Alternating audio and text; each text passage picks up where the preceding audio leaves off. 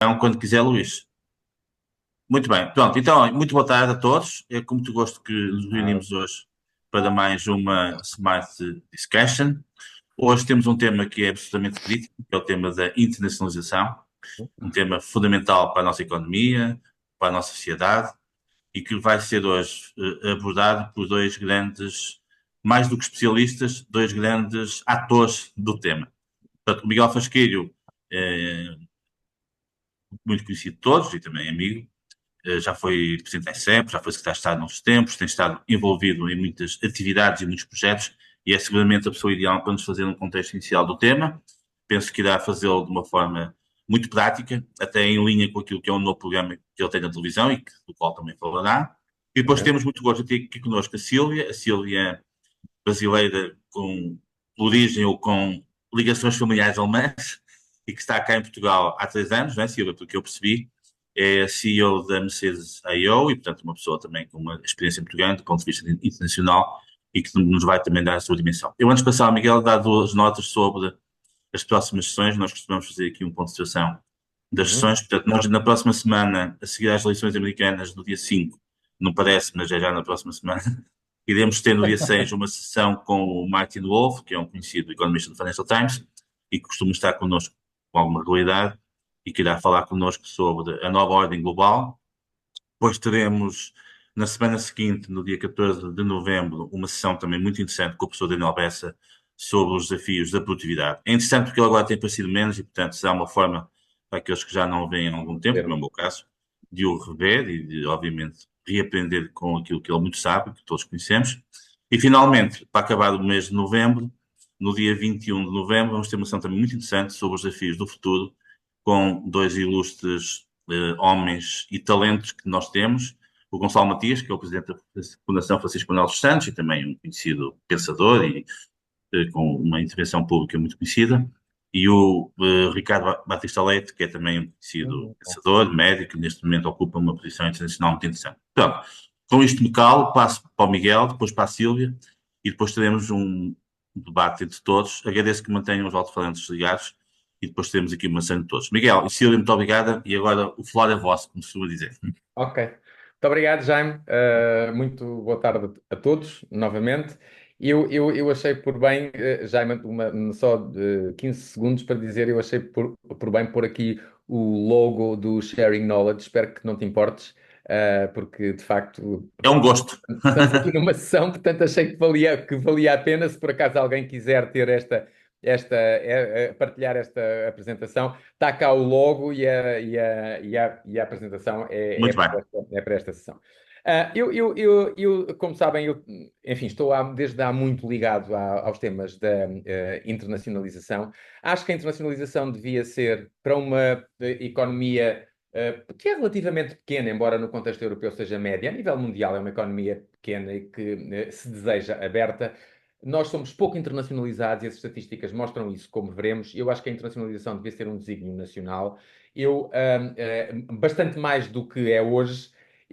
Quando fui presidente da ICEP, tentei dar o meu contributo nessa altura, durante esses 3 anos. Também estive ligado, como sabem, à TAP, e a TAP tem uma atividade internacional enormíssima. Antes disso, já tinha estado, sempre tive contacto com instituições financeiras, industriais, institucionais muito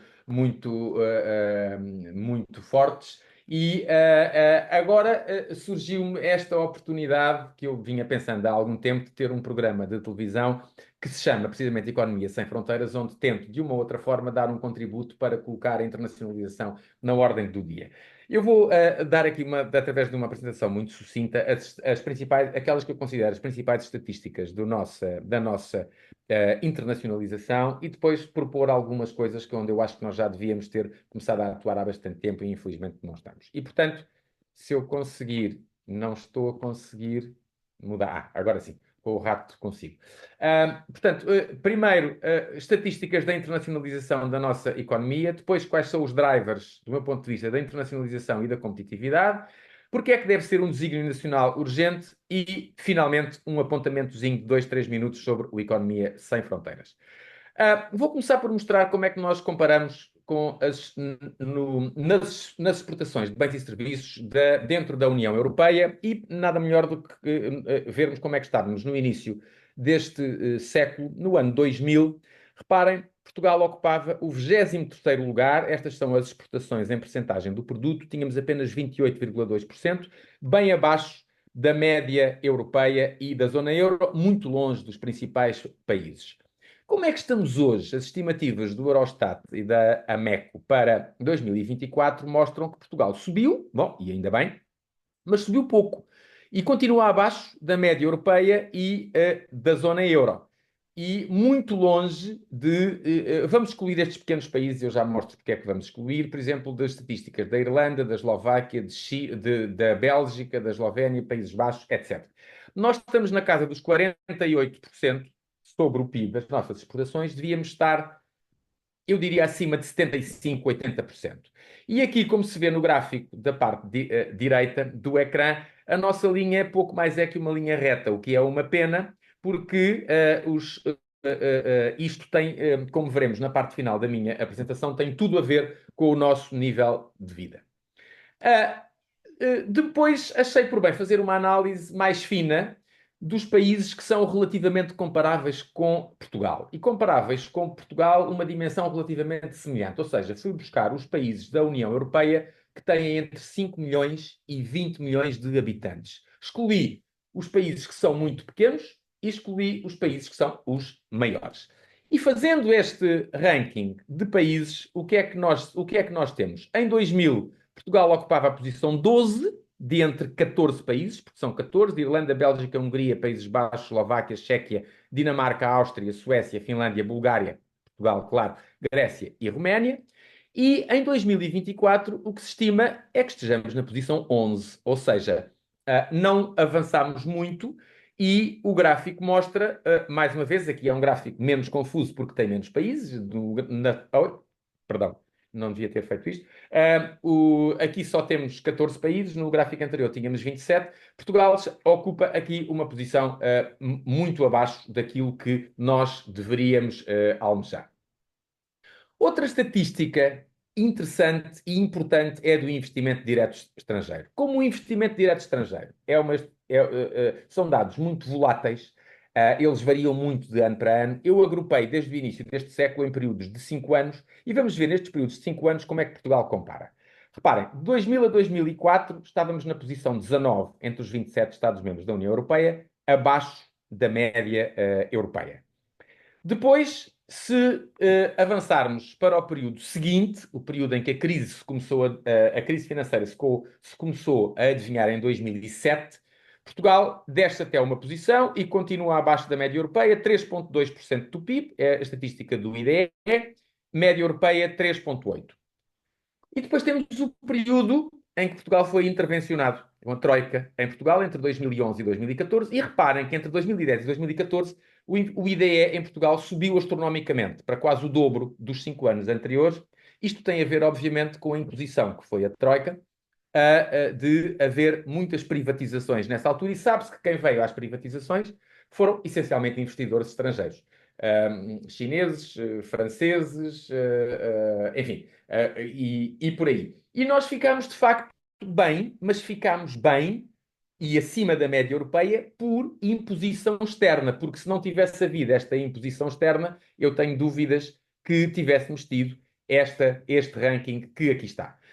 Nos 5 anos seguintes, de 2015 a 2019, já baixámos. Ainda mesmo assim estamos na parte superior da tabela, na metade superior da tabela, mas já estamos abaixo da média europeia. Estas estatísticas, by the way, são todas do Banco Mundial, que tem uma base de dados muito completa sobre investimento direto estrangeiro, e são os últimos dados.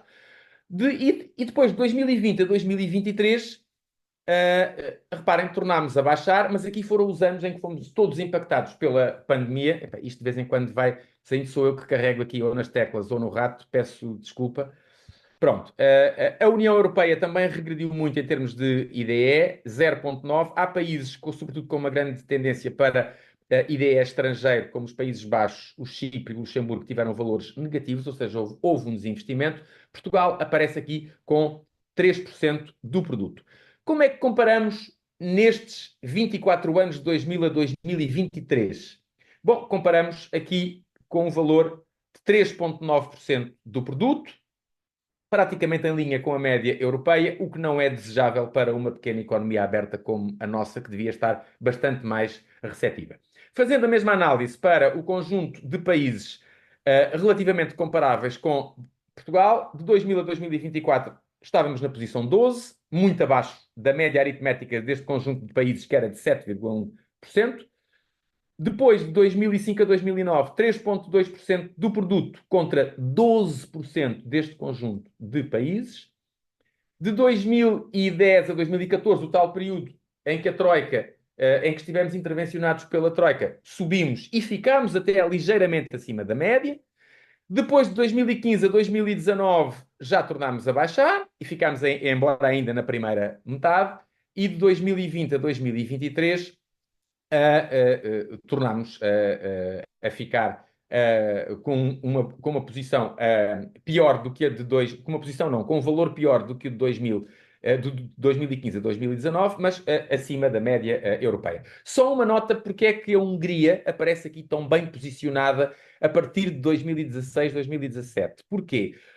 Isto deve-se essencialmente a investimento chinês que foi feito na Hungria. Tem a ver com a iniciativa Belt and Road, uma faixa, uma rota, e a Hungria foi o país mais eleito pela China, devido à posição central que tem na União, geograficamente na Europa, e digo eu também, devido a determinadas posições políticas que todos conhecemos que têm sido adotados pelo Estado húngaro.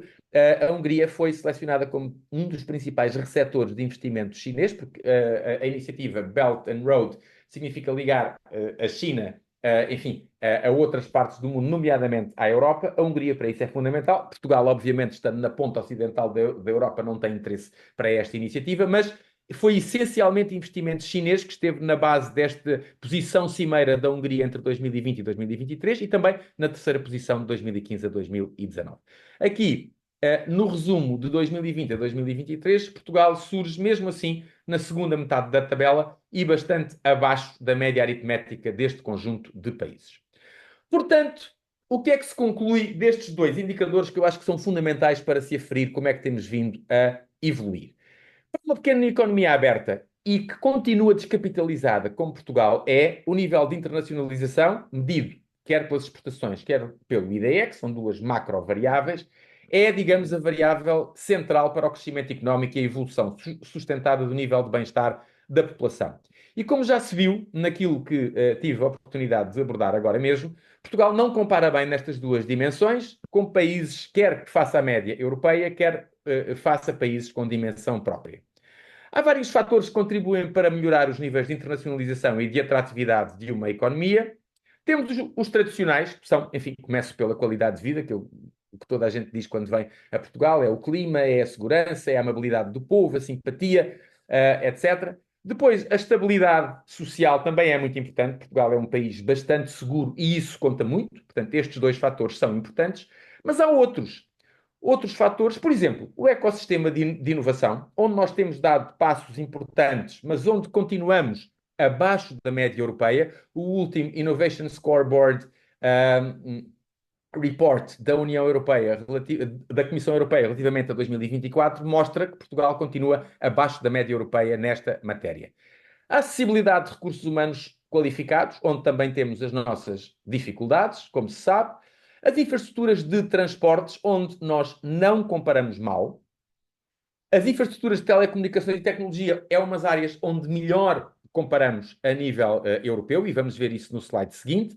Depois, a flexibilidade da legislação laboral, os custos laborais, o funcionamento da justiça, que também está sempre na ordem do dia, a burocracia, a política fiscal em geral, que é um tema que me é muito caro, como alguns saberão, e nomeadamente a política fiscal sobre as empresas. Terei a oportunidade de desenvolver certamente isto ao longo desta sessão, estes dois tópicos. A estabilidade e a transparência das políticas e práticas regulatórias, a dimensão do mercado interno, não é um país grande, é um país de dimensão média barra pequena. As práticas de gestão, onde também não comparamos bem, vou dizer assim, as nossas práticas de gestão precisam de ser muito melhoradas. Incentivos e apoios do governo, Estabilidade legislativa, onde também deixamos muito a desejar, os custos da energia, que são também desfavoráveis, e abordagens e práticas ESG, o Environment, Social e Governance, que é uma área cada vez mais importante e a que os investidores dedicam cada vez mais atenção. Estes fatores são muito importantes, esta abordagem é não exaustiva. Este slide percebe-se agora porque é que eu não o apresentei todo ao mesmo tempo, porque senão era uma confusão danada e ninguém tomaria muita atenção, mas de qualquer maneira estão aqui 17 áreas. Como disse, é não exaustivo, podia ter colocado aqui outras, mas estas já me parecem ser suficientemente abrangentes para se perceber quais são as áreas importantes para a competitividade. E agora vou mostrar aqui como é que comparamos no ranking de competitividade do famoso e prestigiado International Institute for Management Development. Os últimos 10 anos estão aqui, de 2015 a 2024. Reparem que Portugal aparece sempre na segunda metade da tabela, entre 60 e muitos países. O país com mais anos de análise foi o último, 2024, 67. Reparem aqui nos países que estão no top 5 no último ano: Singapura, Suíça, Dinamarca, Irlanda, Hong Kong. E não varia muito. Os Estados Unidos, desde 2019, deixaram de aparecer neste ranking como dos países mais atrativos e competitivos. Aparecem aqui também, enfim, os Países Baixos, Emirados Árabes Unidos. Hong Kong, evidentemente, não é um país, é uma região administrativa especial, mas é tratado aqui como um caso à parte. São países com os quais nós desejávamos ter um score melhor. E onde é que nós comparamos pior? Reparem, eles desenvolvem, o IMD desenvolve isto em 4 áreas: o desempenho económico, a eficiência administrativa, nomeadamente a eficiência das administrações públicas, a eficiência das empresas e as infraestruturas. Onde é que comparamos pior? O fator onde pior comparamos de entre todos é a política fiscal, onde aparecemos aqui em 2024 na pior posição de sempre, 58 entre 67 países.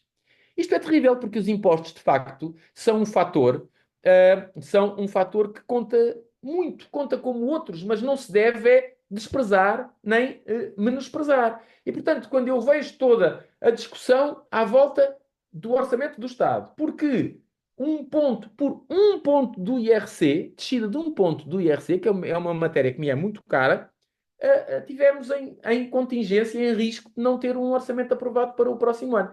Isto é perdoem-me a expressão, uma loucura completa. Quando nós devíamos ir muito mais longe, devíamos acabar com um regime de IRC que é um regime que é muito parecido ao do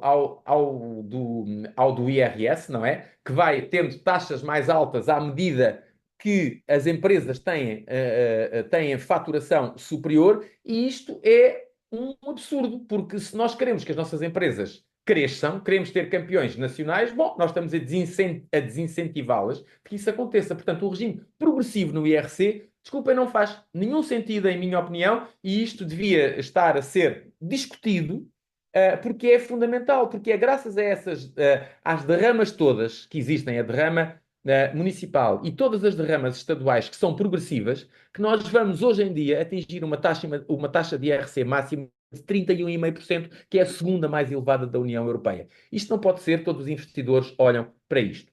Depois temos aqui as práticas de gestão, onde nós também comparamos bastante mal. Estamos na posição 46, entre 67 Estados, é das posições em que comparamos pior. E depois, já agora aqui, do lado bom, as tais infraestruturas tecnológicas, onde surgimos na primeira metade da tabela e onde subimos até 10 posições de 2023 para 2024. Isto dá-nos mais ou menos um resumo de como é que comparamos internacionalmente e, infelizmente, comparamos menos bem do que melhor do que aquilo que desejávamos.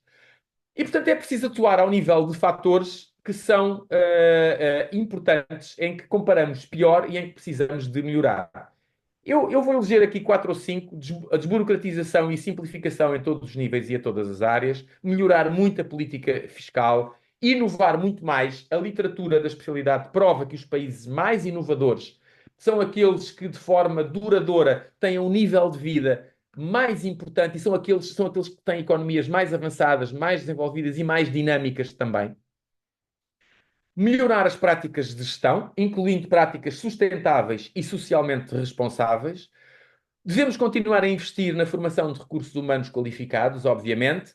bem como ter os incentivos adequados para que os talentos nacionais permaneçam em Portugal e contribuam para a sua inovação. Por exemplo, atuar ao nível dos salários e impostos, como, por exemplo, esta medida do IRS jovem, que eu acho que depois das conversações, deixem-me pôr aqui uma apreciação minha. Depois das conversações entre o governo e o principal partido da oposição, ficou uma proposta bastante melhorada em relação àquilo que havia inicialmente, e ainda bem, mas é preciso atuar ao nível de salários e impostos para reter talento em Portugal e atrair talento em Portugal e evitar decisões absurdas que têm impacto global e que afetam negativamente a competitividade e a nossa atratividade. Eu recordo isto que se passou há um ano. Foi a primeira página do Expansión e dizia quando foi o fim do regime de não residentes, do regime fiscal de não residentes para Portugal, isto era a capa Espanha ganha com o fim do oásis fiscal de Portugal. Sabem quem é que beneficiou com isto? Não foi Portugal, de certeza, nem os portugueses, porque estes residentes não habituais que podiam vir para cá foram para a Espanha, foram para a Itália, foram para a Grécia. Ou seja, nós não beneficiámos nada e ainda tivemos os outros a beneficiar de uma medida que, quanto a mim, foi um completo disparate, porque o mundo é o que é e não é aquilo que nós gostaríamos que fosse. Talvez não seja a medida mais justa para os portugueses que cá estão. Eu concedo isso. Mas o mundo é o que é. E nós não vamos ser nós a prejudicar-nos para que outros países, outras geografias possam ser beneficiadas. Há que ser prático e, portanto, acho que isto foi um tremendo disparate que foi feito há um ano atrás. Porquê é que a internacionalização deve ser um desígnio nacional? Bom, vamos comparar o PIB per capita, corrigido pelas paridades do poder de compra, em 95, que é o primeiro ano em que há séries consistentes para estes temas por parte do Eurostat. Reparem como é que Portugal estava. Tínhamos um PIB per capita de 75% da média europeia. Portanto, estávamos aqui, enfim, no início da segunda metade. Praticamente estávamos longe do país mais pobre, que era a Roménia, com 25% da média europeia. Luxemburgo, Bélgica, Itália, Áustria, França, Irlanda, etc., eram os países com maior PIB per capita. Como é que estamos hoje? Bom, e como estamos hoje é dramático. Nós descemos 6 posições, passámos da posição 16 para a posição 22, e pior, estamos muito mais próximos do fim da tabela. Ou seja, nós em termos absolutos, com certeza que o nosso nível de vida foi evoluindo. Mas o problema é que isto não deve ser visto só, nem na sua maior parte, em termos absolutos, tem que ser visto em termos relativos. E em termos relativos, nós estamos bem pior hoje do que estávamos há 30 anos. E os países com maior nível de vida são a Irlanda, enfim, o Luxemburgo é uma pequena economia que tem as suas idiosincrasias, Bélgica, Dinamarca, Áustria, Suécia, depois surge a França, que também caiu, obviamente, mas, enfim, tem um nível de vida bastante maior do que o nosso, e reparem, o gráfico mostra bem que o nosso nível de vida é praticamente uma linha reta, em comparação com a média europeia. Desculpem, isto de repente ganha vida própria e eu não queria que fosse assim, mas infelizmente a tecnologia às vezes derrota-nos. E portanto, reparem, os países que estão aqui na metade superior desta tabela, regra geral, são países que têm níveis de abertura e de internacionalização muito maiores do que o nosso. Por isso é que eu digo que tem que ser um desígnio nacional, deve ser dada uma atenção muito maior do que aquilo que é dado. Só uma última nota sobre os países, os tais países comparáveis, onde nós surgíamos na posição 9 entre os 14 em 1995, em termos de nível de vida, corrigido pela paridade do poder de compra, e agora em 2024 descemos um lugar, mas cá está, estamos muito mais próximos do fim. E reparem como o país mais pobre, que era a Roménia, com 25% de PIB per capita, face à média europeia em 95, aparece agora com 84,1% e à frente de Portugal. Isto devia nos levar a pensar porque é que as coisas são assim. Porque eu, sinceramente, eu não gostava que nós nos mantivéssemos pobretes e alegretes. Desculpem a expressão, é exatamente isto.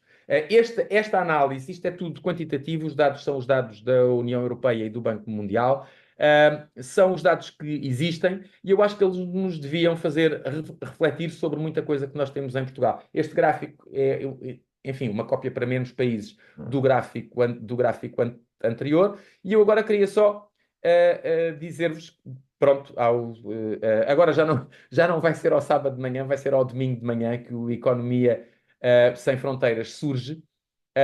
Este é Economia Sem Fronteiras. Conhecimento sem limites. Todos os sábados de manhã, às 10. já não é ao sábado, como já disse, é ao domingo, e eu gostava foi uma breve entrevista de 3 minutos que eu dei ao Now quando o programa começou, só Muito para bem. explicar porque é que a Sim, senhor. Economia Sem Fronteiras surgiu. São 3 minutos e eu depois calmo e dou a palavra à O Silvia. programa do Negócios no Now chama-se Economia Sem Fronteiras. O economista Miguel Frasquilho e a jornalista Marta Danis são os anfitriões deste novo formato do Negócios. O programa contará todas as semanas com convidados ligados à internacionalização da economia e à diplomacia económica. E aqui connosco esta manhã temos o economista Miguel Frasquilho e a jornalista Marta Danis para nos falar um pouco sobre este programa Economia Sem Fronteiras. Miguel Frasquilho, começamos por si. Muito bom dia. Obrigada por estar aqui connosco esta manhã. O programa vai já no segundo episódio. Como surgiu este Economia Sem Fronteiras? Olha, foi uma ideia que surgiu. Eu tive grande parte do meu percurso profissional está ligado à internacionalização, sempre com contactos internacionais, não só quando fui presidente da ICEP e presidente da TAP, duas instituições que têm na sua natureza a economia internacional, as exportações, o investimento, o transporte de passageiros para outros países, o turismo, mas também noutras funções que exerci, onde tive sempre contacto com investidores, com players do setor financeiro, do setor industrial, do setor institucional, e sempre me pareceu que a economia internacional não está muito presente, a internacionalização não está muito presente no nosso tecido empresarial, nas nossas empresas. Nós não comparamos bem com outros países europeus de uma dimensão relativa muito semelhante à nossa, no que toca às exportações, nem ao investimento estrangeiro.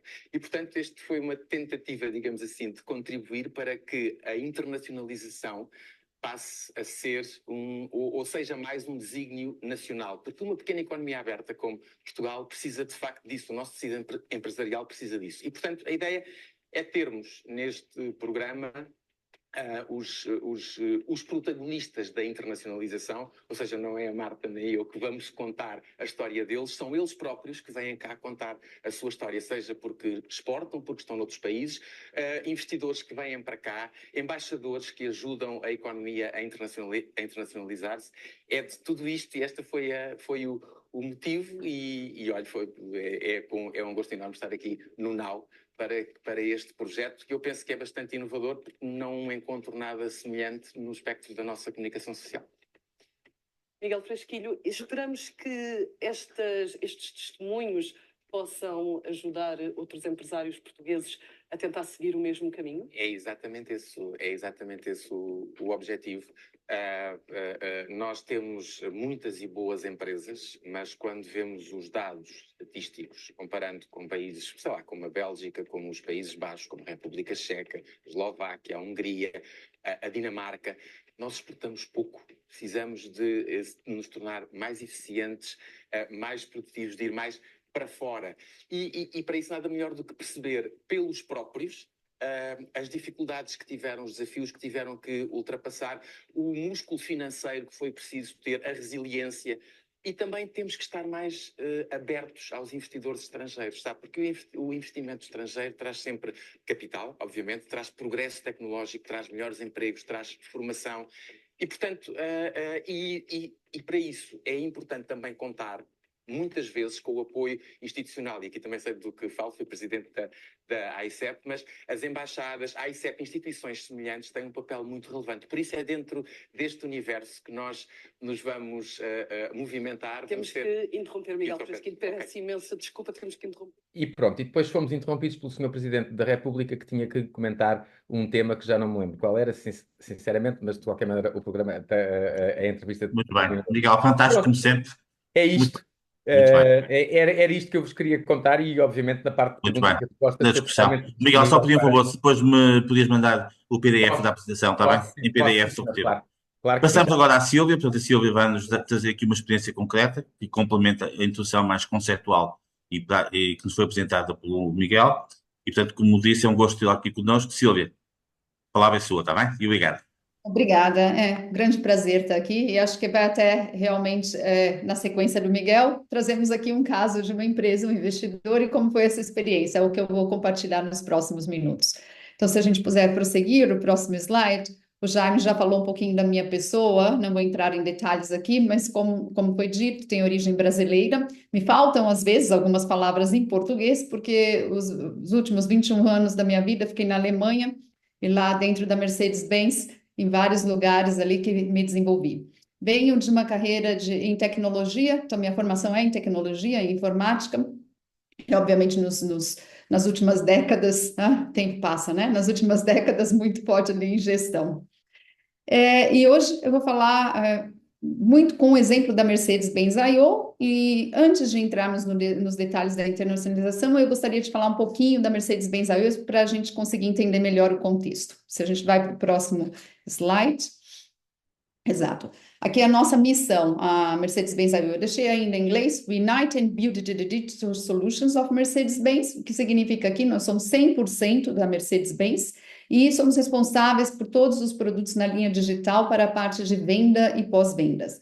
E aqui é o nosso grande como nessa missão, né? Unite and Build the Digital Solutions, onde a gente fortalece muito o impacto que a gente gera no negócio. E como fazemos isso? By forming a tribe of digital enthusiasts that drive Mercedes-Benz Digital Future.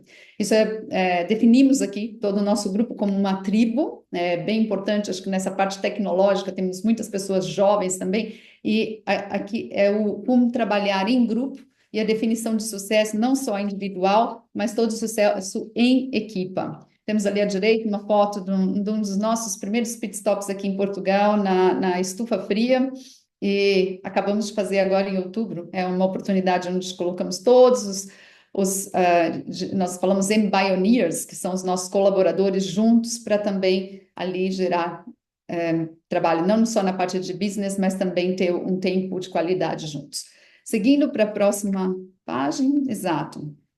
Como nós temos hoje 673 colaboradores, que são divididos, eu sou o CEO global, responsável na Alemanha, e em Stuttgart, em Berlim, com 200 pessoas, e aqui em Portugal, 473, que estão distribuídas entre Lisboa e também Braga. Nós crescemos bastante, no último ano recrutamos 200 pessoas, então é um grande crescimento, é também uma confirmação e resposta que o investimento no país e também o trust, a credibilidade está a aumentar. Se olharmos o lado direito, rapidamente, a maioria das nossas pessoas tem um perfil técnico, então são desenvolvedores e uma grande parte também são do perfil de agilidade, então Product Owner, Scrum Masters, esses perfis de metodologia de Agile. Seguindo.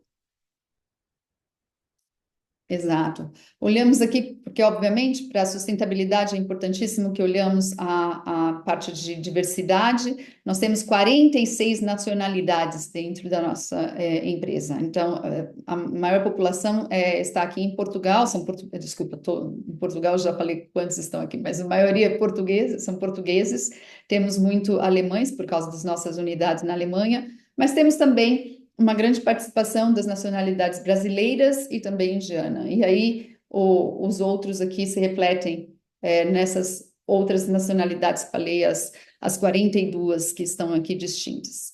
Se olharmos também em idade, isso aqui agora está melhorando, nós tínhamos uma equipe muito jovem, agora já estamos conseguindo também ter uma mistura mais adequada, com pessoas com uma experiência maior, está bem distribuída aqui, e lutamos também para ter aqui uma diversidade na parte de gênero, que dentro da parte técnica ainda continua a ser um desafio.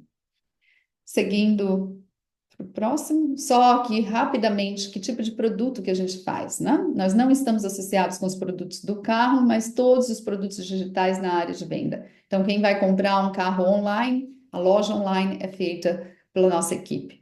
Vamos também aqui configurar o carro. Eu gostaria até de perguntar aqui, né? Já configuraram o Mercedes-Benz? Se tiveram essa experiência, se não tiveram ainda, configurem.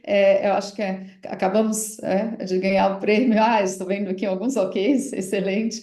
Nossa loja Mercedes-Benz foi premiada em primeiro lugar de loja online no setor automobilístico. Não vou falar as outras marcas que também estão fazendo um bom trabalho, mas foi um grande reconhecimento na semana passada e é um produto nosso.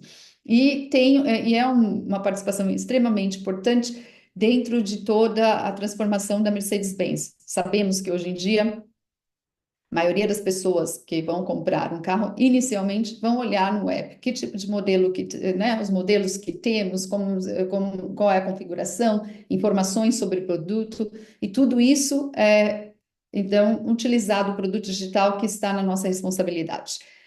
Obviamente, os revendedores ainda continuam a ter um grande papel nessa parte de vendas, que na parte quando conduzem o test drive ou na parte de entrega do carro. Mas, caso contrário, o processo online tem uma grande importância em todo o Customer Journey. Se a gente seguir, vamos entrar agora num tema de internacionalização e eu vou falar primeiramente a estratégia de entrada no mercado. Por que Portugal? Já foram citados alguns pontos da qualidade de vida e tudo mais, mas obviamente, ainda mais na estratégia da Mercedes, olhamos também toda a parte de política, né? Em Portugal, se enquadra aqui todo o cenário que temos dentro da política interna. Adicionalmente, e foi uma das grandes motivações, é o talento português na área de tecnologia, que vem se desenvolvendo cada vez mais. Temos universidades que eu acho que têm uma excelente formação nesse aspecto, e uma característica também que podemos confirmar aqui é toda essa iniciativa de adaptação, de flexibilidade para o novo. Isso é o que a gente pode comprovar no sucesso nesses últimos anos. Quando entramos, e aqui é super importante, essas parcerias, todo esse networking. Então, já foi citado a ICEP, Miguel, você falou já do seu papel no ICEP, aqui foi muito grande a colaboração, hoje até eu faço o papel inverso, já fiz muitos pitches para várias empresas que gostam de queriam entrar em Portugal, e como é nossa experiência aqui. Também em todo o ecossistema, muito importante as parcerias com as entidades de ensino. Então, tenho aqui colaborações, Universidade do Ninho, Instituto Superior Técnico, Nova SB e mais ainda. É um trabalho que a gente faz contínuo. Escola 42, onde já tivemos também uma participação até na capacitação de pessoas e depois também introduzi-las dentro do mercado profissional. A empresa alemã, não poderia faltar também a parceria junto com a Câmara do Comércio, Luz Alemã, que é muito importante, e a embaixada, está sempre assim com uma atitude positiva para nos ajudar no que é necessário. Indo para o próximo. Desafios culturais de comunicação. Obviamente, falamos, queremos entrar no mercado internacional. A motivação é pelo talento, mas também, como uma empresa tecnológica, é fundamental na parte da inovação. A inovação traz consigo uma grande necessidade de diversidade. Então, eu já citei alguns aspectos na nossa característica, e a parte de diversidade, hoje em dia, sempre já se pensa de gênero ou mulher, e não é só nesse aspecto, como eu disse anteriormente, diversidade de gênero, diversidade de nacionalidades, e nós exploramos muitos outros tópicos dentro da individualidade, e temos comprovado que isso é fundamental para, de fato, conseguirmos atingir essa inovação. Eu não vou entrar aqui no detalhe, poderia falar sobre diversidade já há mais de meia hora aqui, mas temos um trabalho aqui muito fundamentado, fizemos um estudo junto com a Universidade de INSEAD e trabalhamos tanto a parte de conscientização, a parte de educação e crescimento, treinamentos e a parte de bias inconscientemente, que é importantíssimo, não sabemos que temos às vezes, né? E com tudo isso aqui, dentro da nossa cultura, nós trabalhamos esses pontos e temos uma cultura também, que falamos de segurança psicológica, psychological safety, talvez é um termo aqui conhecido, e isso é extremamente importante, porque se eu quero uma equipe diversificada, não é diversificar somente por diversificar. Eu quero diversidade para, obviamente, aproveitar os benefícios que essa diversidade me traz. Então, eu tenho que ter uma cultura de liderança totalmente aberta, onde as pessoas se sintam muito confortáveis para dividir todos os seus pensamentos, para dividirem todas as suas ideias. E é por isso que a gente trabalha muito nesse psychological state. Eu vou trazer alguns exemplos aqui depois. Temos aqui do lado direito, e quem quiser entrar mais em detalhes, temos campanhas onde trabalhamos a individualidade, uma delas é esse You, onde não trazemos coisas de fora, são as nossas pessoas mesmo que aqui dão os depoimentos, como que podem contribuir de uma forma diferente e ainda aumentar mais essa diversificação. Vamos para mais. Só uma licencinha, podemos ir para o próximo chat, só a minha luz aqui. Ótimo, fica mais claro de novo. E aí vem essa questão da também liderança nessa gestão no contexto global. E aqui nós temos, se falamos, queremos manter essa cultura unificada, como também manter dentro essa cultura e trabalhar para que as pessoas participem muito de todas essas oportunidades. Então, eu coloquei aqui no meio, por exemplo, um Tribe Space. É uma sessão que eu tenho todas as segundas-feiras, às 10 horas da manhã. Conectamos, não é? Por vídeo, porque temos todas as unidades a participar. E dividimos as informações importantes daquela semana e todas as pessoas estão ali com oportunidade para levantar perguntas online. Nada de perguntas que já foram elaboradas anteriormente, não. Se pode qualquer um ali levantar uma pergunta. Aí, se queremos trabalhar também dentro do contexto global, temos que também levar muito em consideração essas diferenças regionais. Então, já começam nos horários. Alemanha, nós temos só 1 hora de diferença, mas, obviamente, não vamos marcar a reunião aqui em Portugal às 7 da manhã da Alemanha para todos os portugueses começarem às 6. São pequenos detalhes, mas quando estamos trabalhando nesse âmbito internacional, é muito importante de também serem observados. Também, esse estilo de liderança com inclusão, como abordei anteriormente. Desculpe só um minuto.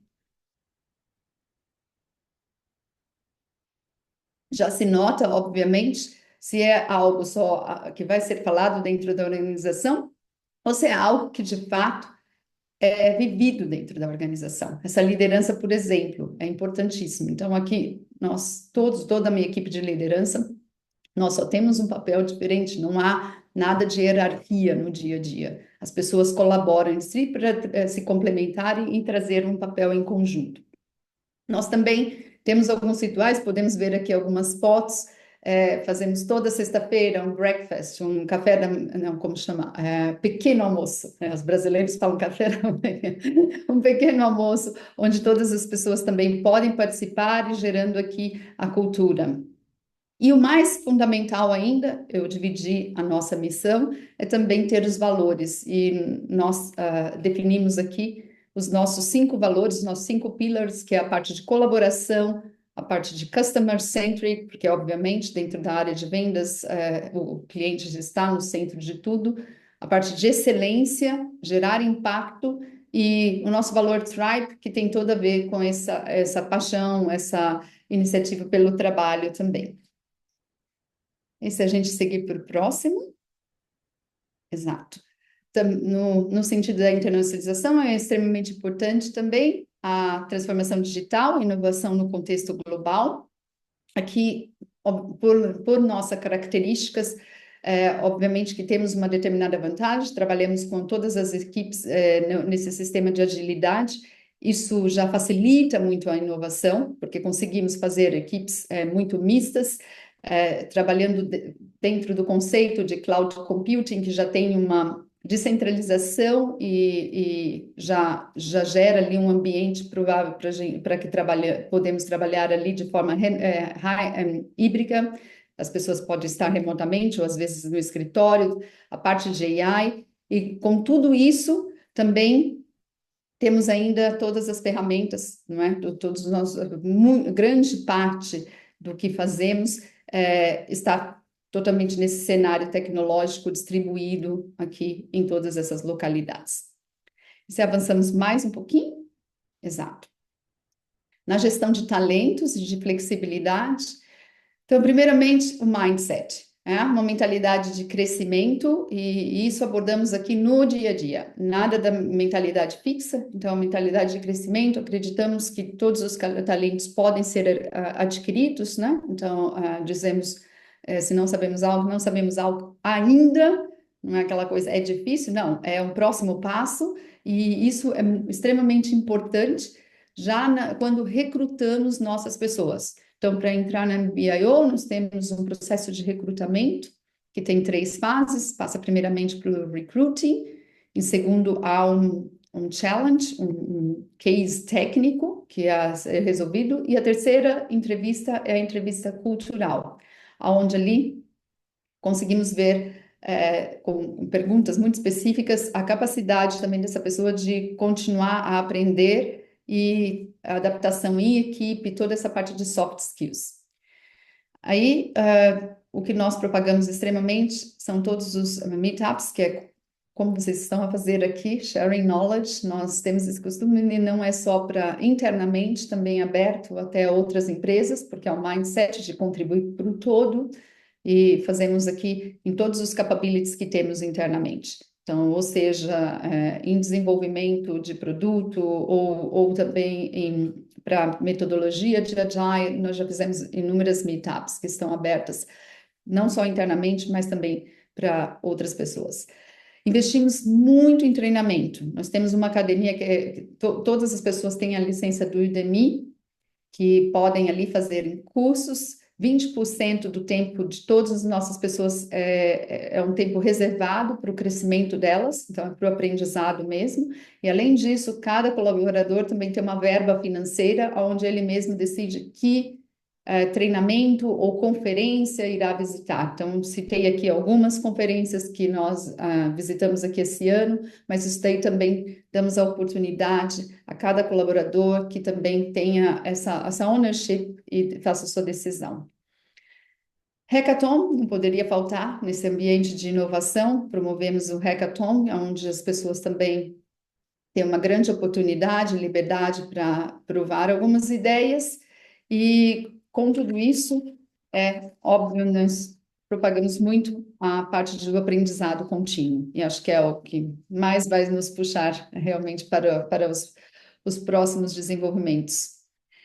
De uma forma geral, nossa jornada foi uma jornada de aprendizado, e é como definimos, não é? Na vida, ou se aprende ou tem sucesso, então todos os failures que falamos, eles nos levam ao aprendizado e ao crescimento, visto de forma muito positiva, e toda essa jornada tem sido, aqui em Portugal, também muito positiva, e por isso que tivemos até a expansão com Braga e tudo mais, e todas as cidades ao redor. E aqui eu tentei resumir, e já me estaria aberta para perguntas. Muito obrigado, Silvia. Acho que foi, como não podia deixar de ser, uma interessante e excelente apresentação. E vamos iniciar então aqui o debate. Quem quiser já sabe que pode levantar a mão. De qualquer forma, eu tomo também a iniciativa de citar algumas questões. O Dr. Zé Roquete é uma pessoa que tem estado connosco com muita regularidade. Aliás, a semana passada tivemos com ele na Unidade de Espadão. Eu sei que ele tem que sair às 7 e não sei se quer fazer um pequeno comentário ou com alguma novidade. Eu sei que o Espadão está muito forte no Brasil, portanto, está a acelerar os vinhos do Brasil. Portanto, Dr. Zé Roquete, um breve comentário. Muito gosto. Pois, eu não tenho exatamente em relação às intervenções do Miguel Presquilho e da Sílvia comentários a fazer, exceto que, por erro meu, muito provavelmente, eu contava que falássemos aqui um pouco mais das questões relacionadas com as exportações portuguesas, e portanto Certo. a O discussão, tema é investimento estrangeiro, de facto. a discussão centrou-se mais no IDE, Muito bem. e portanto isso é aceitável. Eu até sugeri ao Jaime que numa outra oportunidade que se pudesse tratar o tema das exportações portuguesas, porque Muito bem, ele sim, sim. vital para a sobrevivência Passará para uma segunda fase que faremos em breve. para a evolução da economia do país.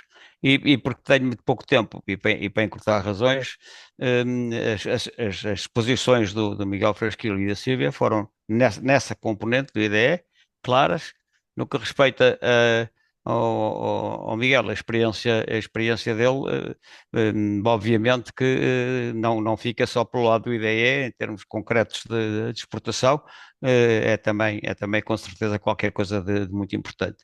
No que respeita à Sílvia, pois aquilo que é a Mercedes, pois todos nós já sabemos isso.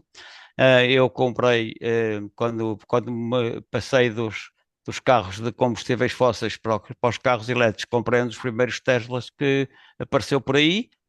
Depois achei que aquilo que não correspondia àquilo que eu queria e, portanto, passei para um Mercedes EQE 350 e se calhar, inevitavelmente, vou provavelmente comprar na dita oportunidade um carro chinês, o que não me deixa nada feliz e satisfeito, como é óbvio para todos nós, porque há realmente um problema deste setor industrial, nomeadamente da Alemanha, que foi sempre, enfim, a locomotiva, como nós muitas vezes dissemos, e que claramente estão nesta altura com problemas para enfrentar a concorrência da China. Vou só terminar dizendo que o Esporão usa um modelo de exportação e era importante discutir e falar sobre esses modelos de exportação, porque há vários, que em termos aos chamados mercados principais foi tratado com uma instalação de empresas nossas nos países de origem. Não tenho mais tempo, tenho só 3 minutos para dizer que hoje em dia os dois mercados mais importantes, falar claramente do Brasil, este é o primeiro ano em que o Esporão vai vender mais no Brasil do que em Portugal. Porquê? Porque temos em São Paulo a Qualimpor, que é uma das principais empresas de distribuição do Brasil e que é fundamentalmente gente nossa. Em razão disso e daquilo que já aconteceu nestes últimos 20 anos, porque isto aconteceu ainda à saída do século XX, nesta perspectiva, portanto, o que acontece é que hoje em dia o Esporão é a marca europeia mais vendida no Brasil. E em termos das estatísticas que tenho de 2022, ainda não temos 2023, mas é um facto. Precisamente por termos lá gente nossa, quando se exporta para um país, para um importador no país de origem, ele normalmente não tem margens e não se preocupa com as marcas. E o problema das marcas, a definição da marca, a capacidade estratégica das marcas é qualquer coisa de fundamental para ser construído e não é só na componente de exportação. E no que respeita a essa questão, e encerro aqui rapidamente, sem mesmo correr painéis, lembro que é gravíssimo o facto de as recentes negociações, penso que foi em São Paulo, entre a Mercosul e a União Europeia, como de costume, resultaram em zero. Zero. E, portanto, não sabemos hoje o que é que aconteceu, sabemos que, eventualmente, nas circunstâncias em termos de economia global, provavelmente um acordo da Mercosul com a União Europeia, o país que mais poderia beneficiar disso seria Portugal. Mas, nesta altura, essa questão não é sequer tratada na comunicação social. Ninguém estranhou que não tivesse havido um comunicado de parte a parte, tanto em termos do Brasil, onde foi a reunião, como em termos de Portugal. Uma boa tarde para todos. Muito obrigado, enfim, mais uma vez ao Jaime pela oportunidade destas conversas, que são sempre muito úteis, e até uma outra oportunidade. Muito obrigado, está bem? Sim, senhor. É sempre um gosto ter connosco. Luís Ferreira, vamos tentar, Sílvia e Miguel, juntar 2 grupos de questões e depois passamos ao comentário. Luís. Muito bem, Jaime, muito obrigado. Eu já tinha alguns comentários a fazer em relação à intervenção do José Roquete, mas perfeitamente agrupá-los. Eu não sei se ele já saiu ou não, o José Roquete, mas ó Luís, como o Dr. José Roquete ainda está aqui, Miguel, faça-me favor então. Eu queria só dizer que eu registro com muito agrado o sucesso que o Esporão tem tido no Brasil, porque eu quando durante o tempo em que fui presidente da ICEP e já depois de todas as vezes que tenho regressado ao Brasil, constato aquilo que me parece, que não sei se é a experiência de todos ou não, mas o Brasil é dos mercados mais difíceis porque mais burocráticos e mais protecionistas de que eu tenho conhecimento. Temos aqui a Sílvia, que depois também pode dar a sua opinião, não é, Sílvia? Muito obrigado. É dos mercados mais protecionistas e eram imensas as queixas dos empresários portugueses quanto às dificuldades que tinham e faziam-nas chegar à ICEP que tinham em exportar para o Brasil. Não era fácil e nós sabemos que grandes grupos portugueses tiveram dificuldades nos anos 90 e na primeira década deste século, que se aventuraram no Brasil e as coisas não correram bem. Felizmente encontraram outras geografias onde correram melhor.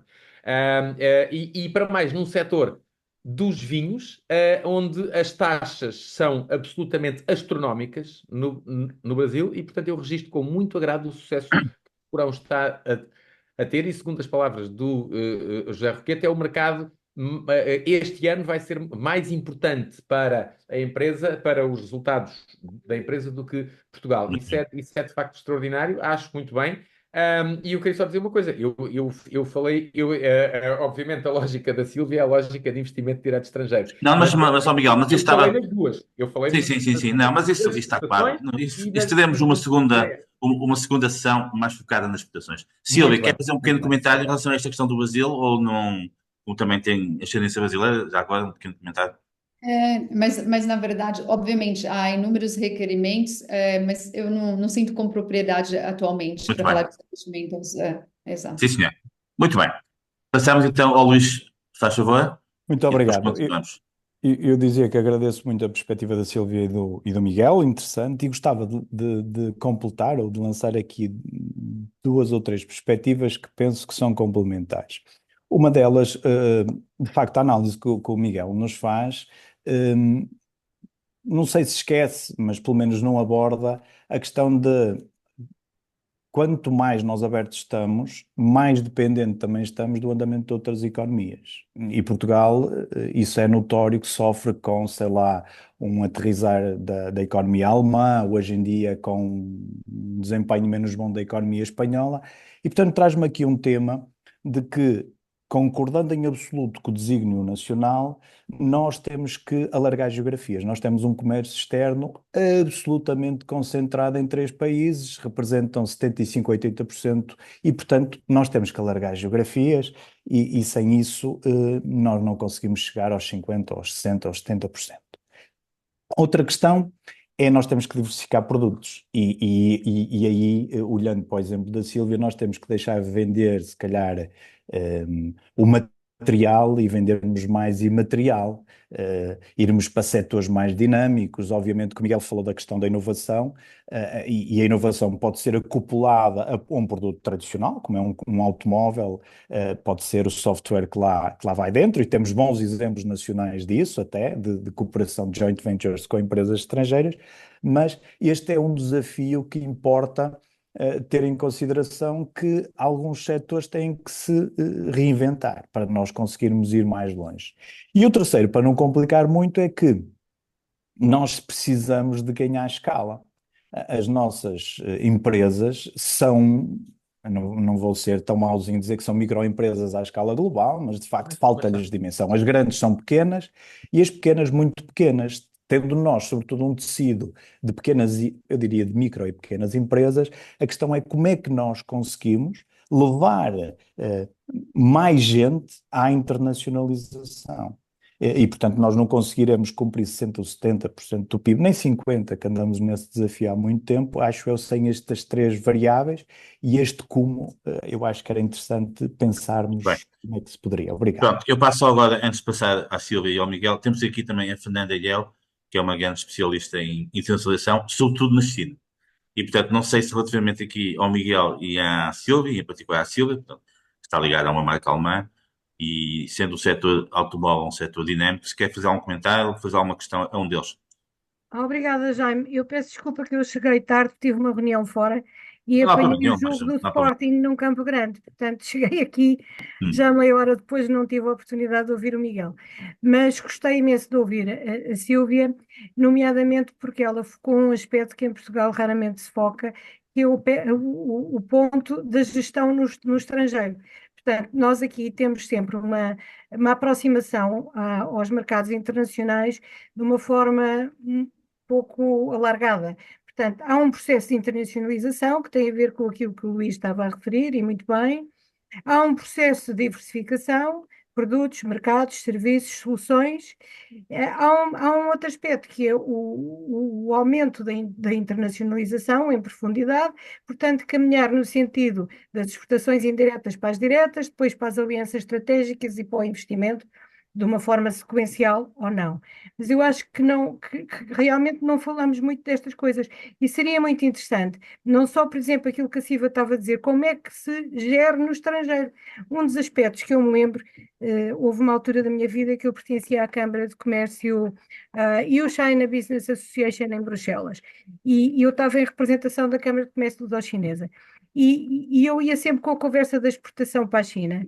E os meus colegas só se preocupavam com a gestão na China. Como é que se gera na China? Como é que se recruta talento? Como é que se formam as pessoas? Portanto, há aqui um conjunto enorme de conhecimento e de reflexão que eu penso que seria uma base muito interessante para futuras conversas, nomeadamente não só a parte teórica, mas também muitos casos práticos de empresas que estão nessa fase. Muito bem. Silvia, agora começamos por si e depois passa-me ao Miguel, está bem? Sim, mas como a Fernanda detalhou, eu acredito que isso trouxemos um pouco hoje para a discussão e é importantíssimo de gerar.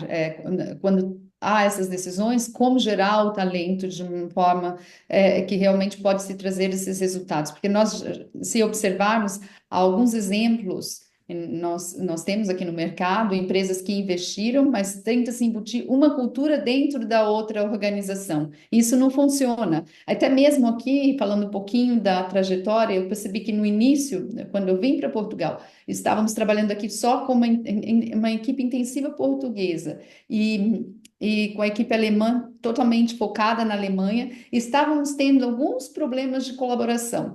E o que eu tive que fazer nesse início, até trazer alguns talentos da Alemanha para cá, os talentos alemães para cá, para Portugal, para a gente conseguir diversificar. Eles ficam um tempo determinado aqui e agora estão a retornar para a Alemanha. Isso ajuda muito na colaboração também, porque toda essa parte, para a gente conseguir os resultados finais, não é tudo só no racional. Nós temos todo esse problema de mindset que é necessário ser trabalhado também.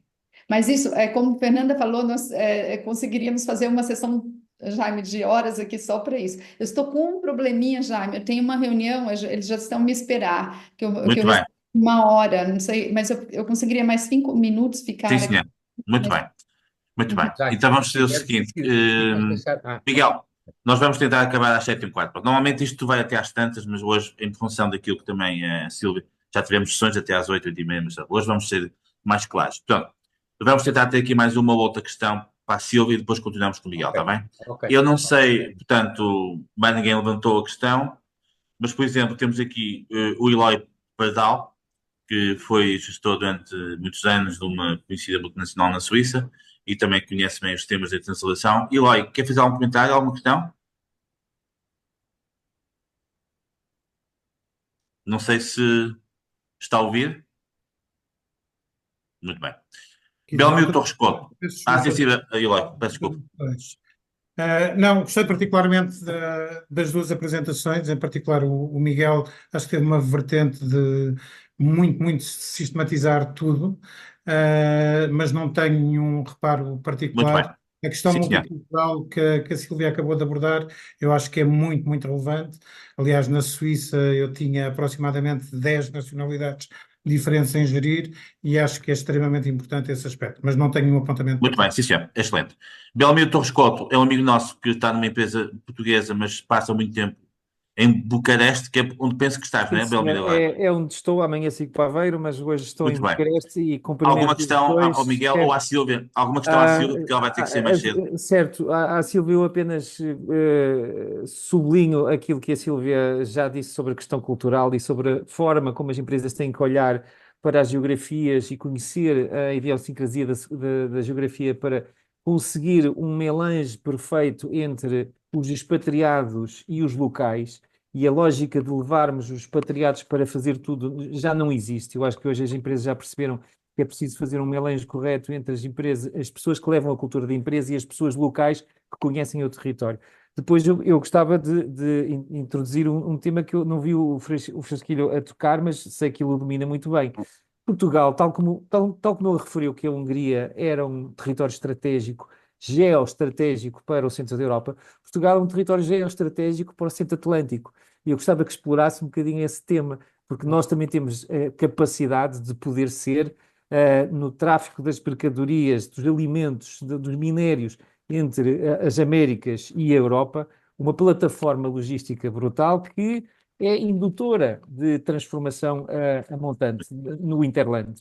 Sim, senhor. E pronto, uma última questão antes da Silvia sair, para ela poder comentar. Temos aqui connosco também o Ângelo Ramalho, pronto, que é um conhecido gestor e amigo, e que também já esteve em muitas multinacionais. Ângelo, em particular para a Silvia, talvez para nos concentrarmos mais nela, porque ela vai ter que sair. Alguma questão, algum comentário relativamente ao que ela disse? Faço o comentário que em si encerra uma questão. Primeiro, gostei imenso de vos ouvir. São duas apresentações feitas em planos diferentes. A Silvia é claramente uma experiência de uma multinacional que em Portugal e no ambiente cultural português procura potenciar desenvolvimento de conhecimento, desenvolvimento de soluções ou produtos que exporta a partir daqui. Mas já deu uma nota. Antes de mais, ficamos a perceber como é que a Mercedes organiza as suas atividades e o que é que a move e a move na relação com as suas pessoas. A pergunta que eu lhe dirijo é se ela sublinhava um bocadinho mais na relação com as experiências que teve, nomeadamente no Centro da Europa na Alemanha, que potencial é que sente neste país que ainda não esteja explorado e em que medida é que pode capitalizar esse potencial em benefício do seu negócio. Muito bem. Silvia. Sim. E depois pode sair. Não, com todo prazer.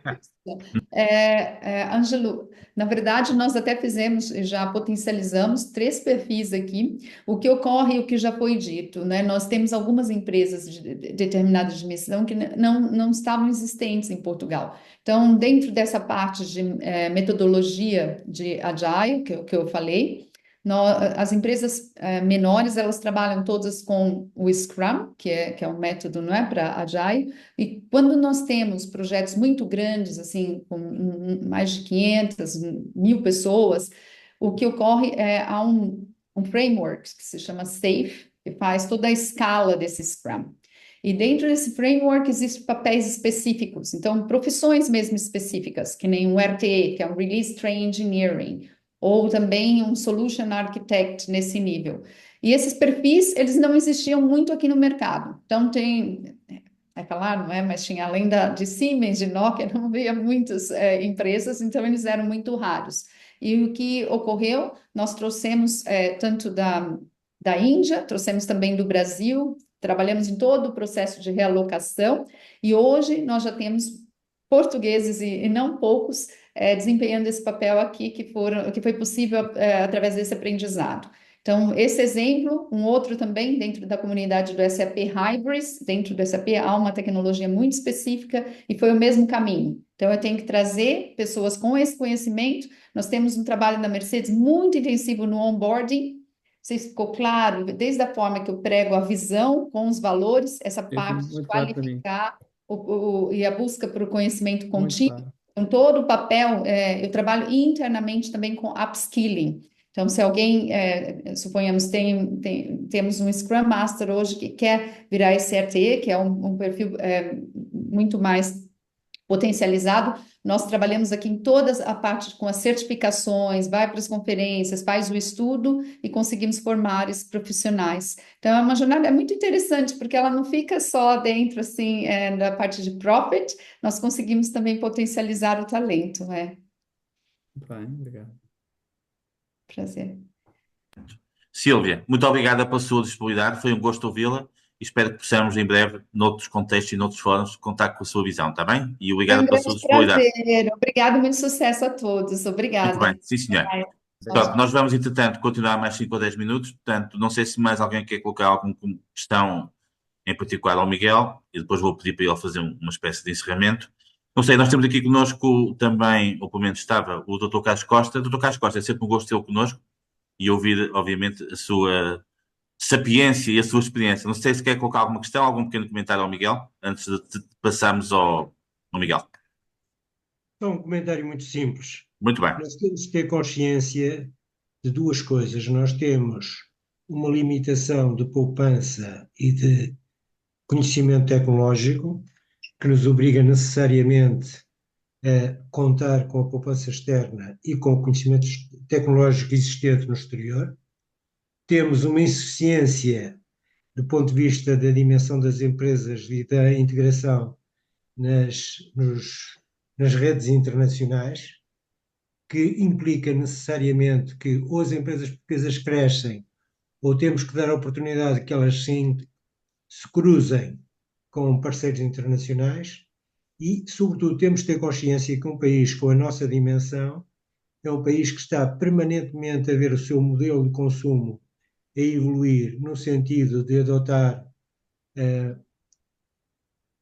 um conteúdo cada vez mais tecnologicamente sofisticado e cada vez mais importado, e que só pode fazer face a esse requisito se tiver capacidade para produzir e vender no exterior.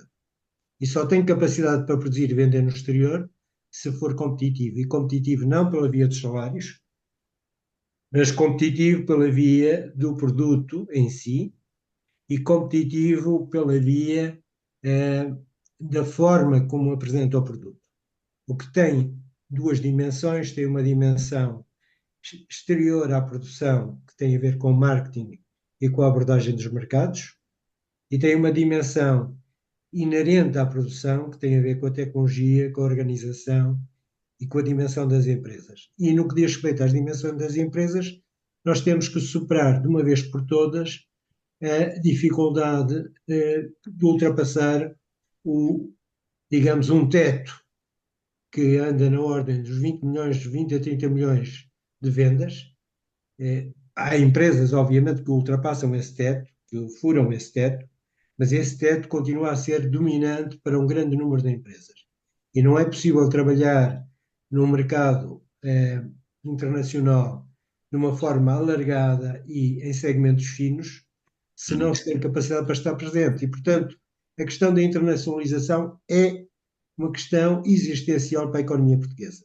Muito bem. É existencial no domínio da capacidade para produzir e se inserir nas cadeias de oferta internacionais e é essencial do ponto de vista da capacidade depois de fazer valer esse produto e, sobretudo, absorver o imaginário cultural que comanda o consumo internacional. Se não formos capazes, em termos culturais, de contribuir para o que é o padrão, a norma cultural de consumo internacional, e essa é dos países desenvolvidos, obviamente não somos capazes de ter uma posição relevante. E, portanto, há aqui uma dimensão que é muito importante, é que nós necessitamos ser internacionalizados em termos de produção, necessitamos ser internacionalizados em termos de, digamos, de percepção do modelo cultural que comanda o consumo e a procura, e necessitamos ser internacionalizados também do ponto de vista da nossa capacidade para influenciar esse modelo, apesar de pequenos. Mas eu ficaria por aqui. De qualquer forma, tudo o que disseram, do meu lado, é oportuno, é necessário. Muito bem. E só peca por tardia. Muito bem, Há um ponto essencial que eu gostaria de mencionar, que é o seguinte, é que não há oferta sem investimento e não há investimento sem a criação de condições que levem quer a capacidade endógena, quer a capacidade exógena de investimento a ter atração para o país e, sobretudo, apostar no futuro. E isso depende não só da existência de recursos humanos e financeiros, mas, sobretudo, da confiança dos investidores nesse mesmo país. Muito bem, e esta muito é obrigado. a parte que falta. Muito obrigado pelo seu insight. E parabéns pela iniciativa. Muito obrigado, doutor. Sempre um gosto tê-lo connosco. Miguel, e para terminar, uma nota final. Bom, eu queria comentar aqui alguma coisa do que foi dito nas últimas intervenções, começando talvez pelo Luís. Eu não podia estar mais de acordo. Acho que nós temos que diversificar mais os mercados para onde exportamos, obviamente. Aqui há deixa-me só dizer, no entanto, que aqui há uma boa notícia. Os três principais mercados são Espanha, largamente, nos últimos 10 anos, as nossas exportações, estou a falar aqui só de bens, mas se fizermos a análise para bens e serviços, não é muito diferente, mas de bens cresceram nos últimos 10 anos, em termos acumulados, 64%. Para a Espanha, cresceram 85%.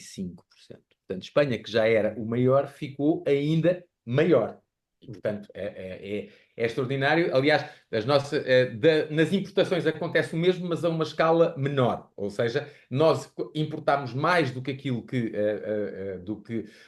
as nossas importações de Espanha cresceram mais do que as nossas importações globais, mas não foi num ritmo tão avassalador como as exportações. Curiosamente, a Alemanha é o que mostra menor dinamismo. E eu acho que isso se pode refletir nos próximos anos. A boa notícia é que as nossas exportações para os Estados Unidos têm vindo a evoluir muito, muito bem. Os Estados Unidos hoje são o quarto maior mercado para as exportações portuguesas. E estou a falar aqui só de bens, porque em termos de serviços, e nomeadamente aqui foco o turismo, também têm evoluído muitíssimo, muitíssimo bem.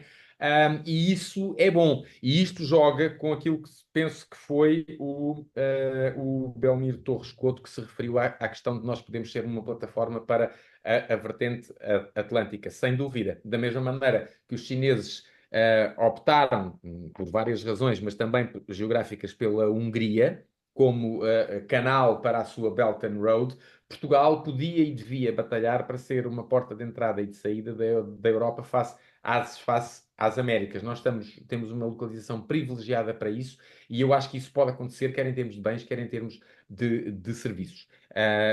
E eu acho que isso já está a acontecer, não ao ritmo desejável como o Carlos Costa referia há pouco. Tudo isto peca por muito tardio. É evidente, reparem, nós demos um pulo, em termos das exportações face ao PIB, demos um pulo de cerca de 20 pontos percentuais em 12, 13 anos. Mas é curto. Nós passámos da casa dos 25% a 30% para a casa dos 45% a 50%. Quando compararmos com os outros, eles estão na casa dos 70%, 80%, 90%, já nem falo na Irlanda, que tem 120% ou 130%. E, portanto, é uma questão de nós percebermos porque é que as razões que nos levam a estar aqui. É evidente, o nosso tecido empresarial e as suas características também contam muito para isto. O facto de nós sermos campeões de PMEs, com mais de 99% do nosso tecido empresarial são PMEs, não contribui nada para a nossa capacidade exportadora. É evidente, não temos escala para isso. Mas para isso, então, nós tínhamos que fazer várias coisas. A primeira era sermos mais receptivos e mudar mentalidades, não só ir para fora, mas estar mais receptivos a investidores estrangeiros. Perdão. E eu acho que não estamos.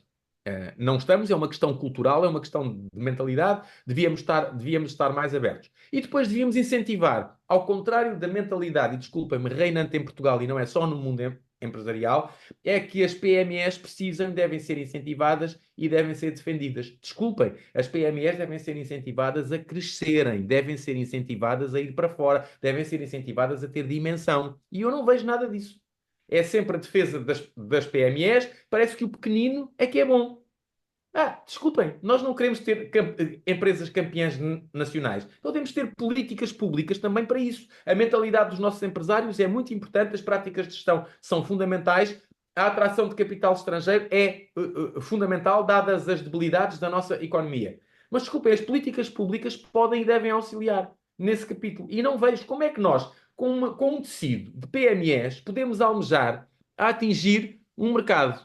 Já nem vou para a China, como a Fernanda Ilhéu dizia, que enfim, são 1,3 mil milhões de habitantes, está tudo dito. Mas um mercado como os Estados Unidos, que são 350 milhões, ou um mercado como a Alemanha, que são 80.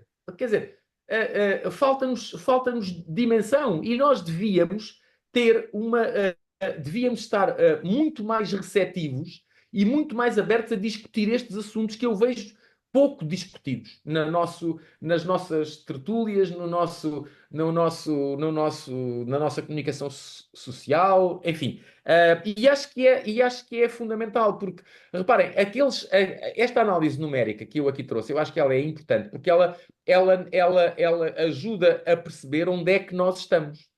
De onde é que nós vimos? Também fizemos um caminho, mas fizemos um caminho curto comparado com os outros. E, portanto, nós temos que perceber que para almejarmos a outra posição, a outro nível de desenvolvimento, a outro bem-estar, nós temos que ter outro tipo de atitude, outro tipo de políticas. E aqui não são só as políticas públicas, são também as políticas e a visão e a mentalidade da sociedade como um todo, incluindo o nosso tecido empresarial. É preciso voltarmos mais para fora, porque o nosso mercado é um mercado importante e dá com certeza para sobrevivermos, mas não dá para nos desenvolvermos para nós nos desenvolvermos como desejaríamos. É um mercado limitado, é assim. E, portanto, se queremos ter mais, temos que nos fazer à vida, desculpem uma expressão, temos que ir para o mundo. É isso que outros países fizeram e para isso estas duas vertentes são fundamentais. Se calhar o IDE, não sei qual é o ovo e qual é a galinha, mas eu dizia que se calhar é o IDE, porque nós estamos